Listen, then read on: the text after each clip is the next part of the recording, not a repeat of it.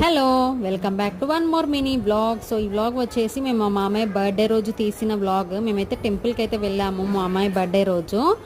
So ఆ temple ఏంటంటే ఆ రోజు మా మామయ్య బర్త్డే గురువారం వచ్చింది కాబట్టి మేము గురువారం రోజు దత్తాత్రేయ స్వామి టెంపుల్కి వెళ్ళాము. ఇది సోలాపూర్లో చాలా ఫేమస్ అయిన టెంపుల్.